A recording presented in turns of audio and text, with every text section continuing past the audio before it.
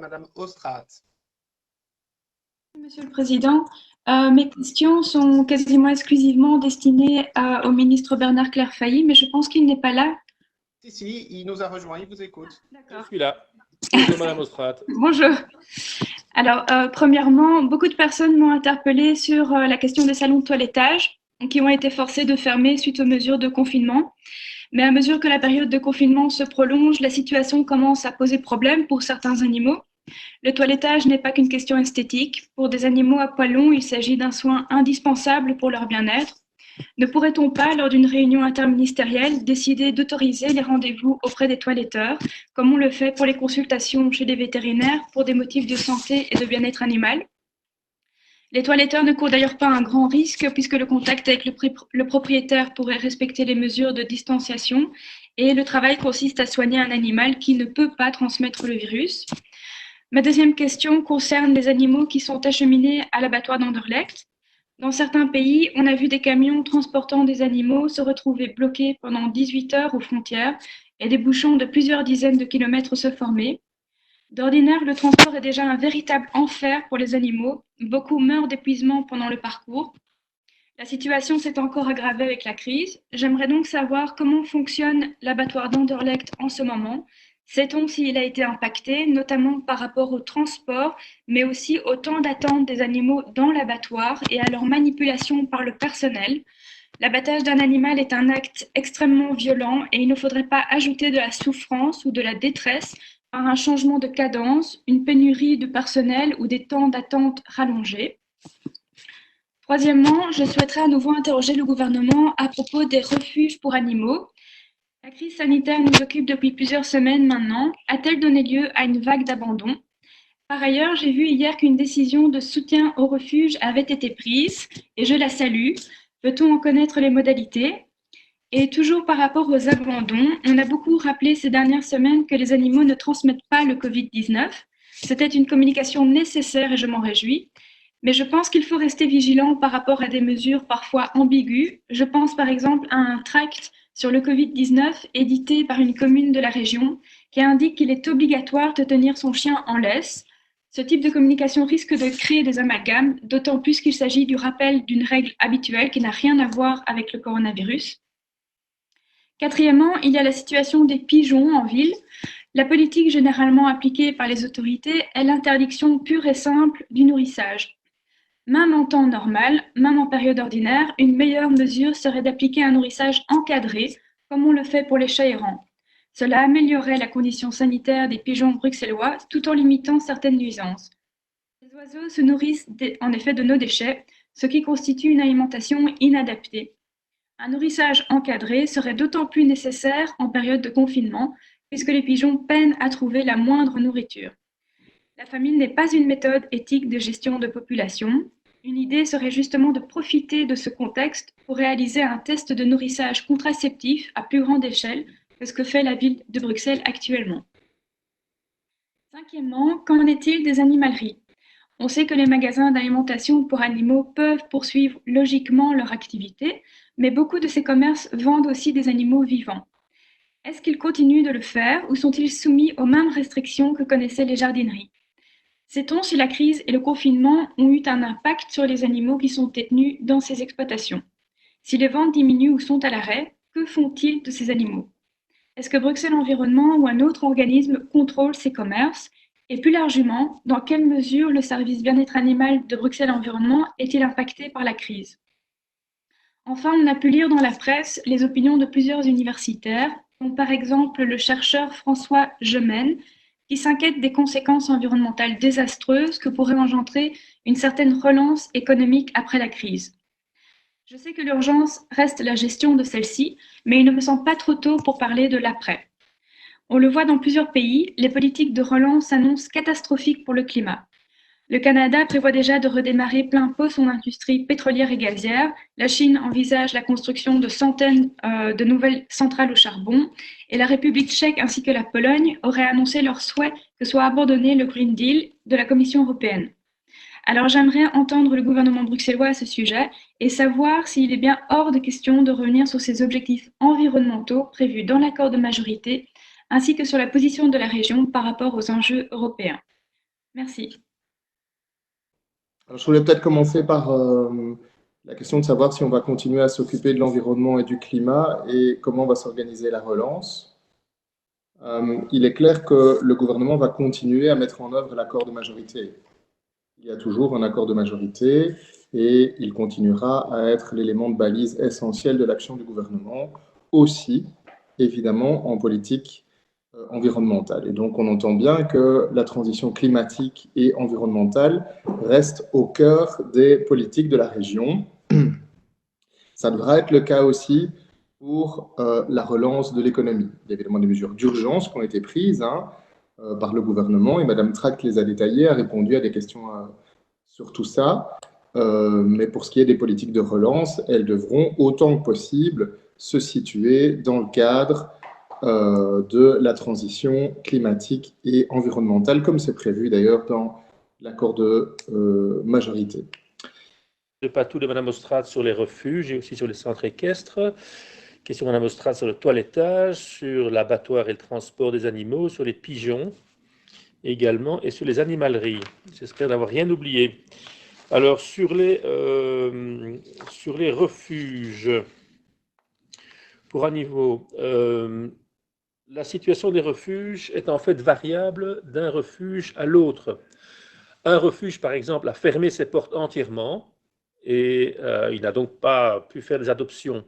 D'autres refuges continuent à fonctionner normalement avec des volontaires. On s'était battu pour que les volontaires puissent continuer à venir faire leur travail bénévole au sein des refuges. Les adoptions sont en baisse puisque les gens se déplacent moins et estiment sans doute que la période n'est pas propice à cette activité d'adoption. C'est dommage, mais les adoptions sont possibles sur rendez-vous.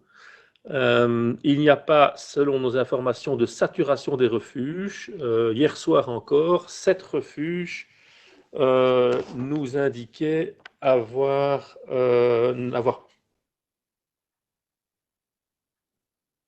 pardon, excusez-moi.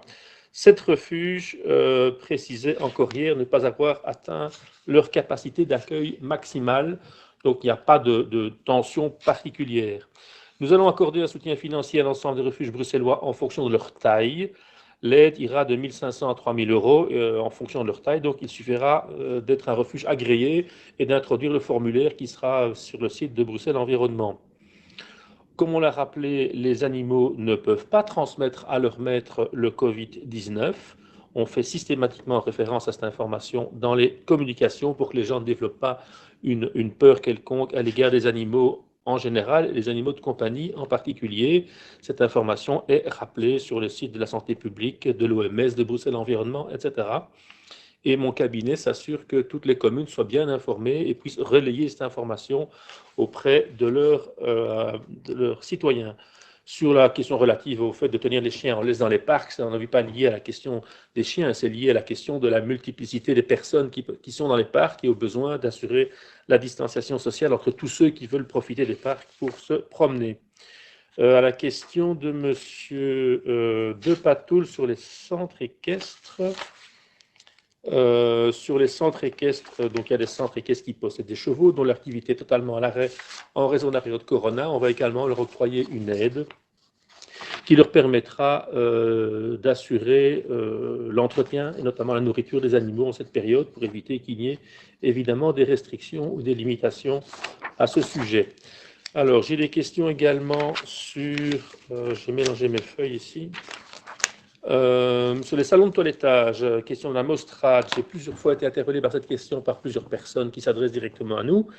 À ce stade, les autorités fédérales ont imposé la fermeture de tous les salons de toilettage et le service à domicile, pour l'instant, n'est pas autorisé. C'est une décision fédérale, nous ne pouvons pas revenir dessus, mais j'espère, et comme d'autres l'ont exprimé, qu'à l'occasion du déconfinement progressif, on puisse permettre, dans des conditions de respect de la distanciation sociale et puisque les animaux ne transmettent pas le Covid, qu'on puisse peut-être permettre une reprise d'activité. En tout cas, c'est la demande que nous relayerons auprès des autorités fédérales qui ont à en décider.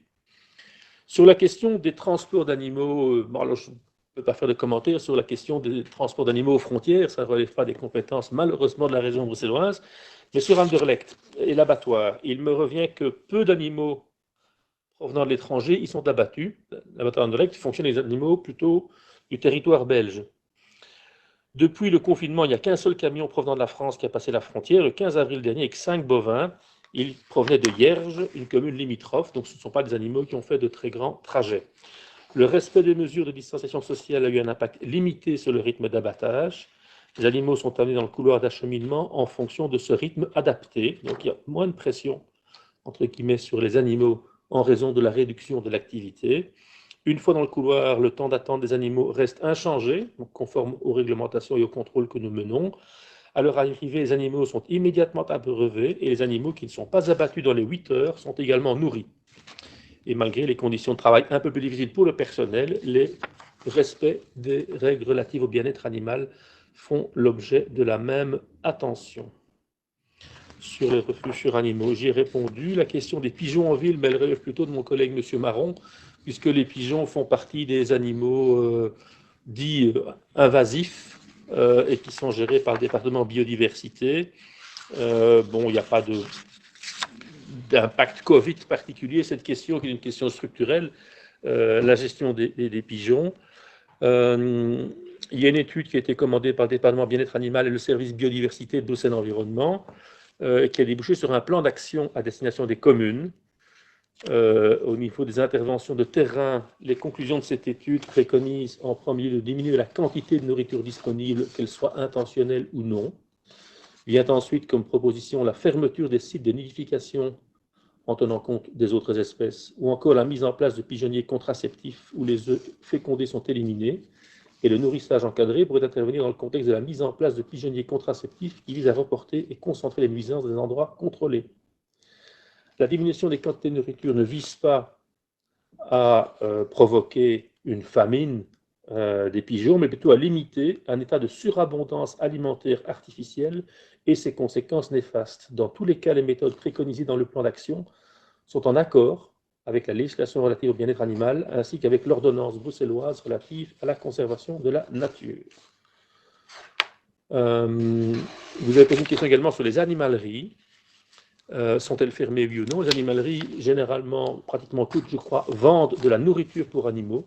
Et donc, dans ce cadre, ces commerces sont restés ouverts et la vente d'animaux y reste dès lors également possible. Sur les 22 animaleries présentes à Bruxelles, 6 ont spontanément cessé de vendre des animaux.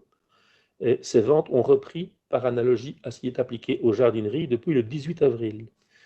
Les animaleries restent bien entendu soumises aux mêmes règles et à l'application de la législation relative au bien-être animal, et les soins aux animaux doivent être maintenus dans les mêmes conditions qu'auparavant. Compte tenu de la crise, le département bien-être animal n'effectue plus de contrôle pour l'instant et transmet les plaintes quand il en reçoit au service de police. Et la police peut toujours adresser au département pour des aspects techniques, s'il s'agissant d'espèces particulières ou d'animaux qu'ils connaissent peu ou mal. Le nombre de plaintes que nous avons reçues au département bien-être animal a significativement diminué, mais le travail administratif, lui, a fortement augmenté, réponse aux particuliers, réponse aux parlementaires et préparation des dossiers de soutien aux refuges et aux centres équestres dont je viens de parler. Voilà, je crois que j'ai répondu à toutes les questions, d'avoir rien oublié. Alors, concernant le risque que la relance économique pose pour la transition climatique, merci Monsieur Marron pour votre réponse qui est rassurante pour le bruxellois. Il faudra donc rester très vigilant pour ce qui concerne le niveau européen et le Green Deal. Et je pense que tous les groupes représentés au Parlement européen doivent donc être vigilants. Merci aussi Monsieur Clairfailly pour vos réponses, notamment par rapport à la situation des refuges pour animaux, qui est également plutôt rassurante. Merci aussi pour vos précisions par rapport aux aides octroyées à ces refuges et bravo au gouvernement pour cette mesure. J'espère qu'elle sera suffisante pour tout le monde. Concernant la fermeture des salons de toilettage, j'ai bien compris que c'est une décision fédérale et j'espère que vous pourrez convaincre le gouvernement d'assouplir cette mesure, puisqu'il s'agit d'une question de santé et de bien-être animal. Concernant l'abattoir d'Anderlecht, j'espère que la situation est effectivement gérée correctement. Ce sont des lieux de travail pas comme les autres. Les animaux y perdent de la vie et énormément d'enquêtes en caméra cachée ont prouvé que les abus y sont extrêmement réguliers. Ça repose d'ailleurs la question de la publicité des enregistrements des caméras de surveillance de l'abattoir d'Anderlecht. Concernant les pigeons en ville, je ne peux que vous encourager à nouveau à promouvoir une politique de nourrissage encadrée en utilisant éventuellement du grain contraceptif. Et enfin, concernant la vente d'animaux dans les animaleries, merci aussi pour vos réponses. Je comprends bien que le service d'inspection est impacté par la crise, mais j'espère qu'il pourra reprendre le travail très rapidement. C'est évidemment primordial. Merci.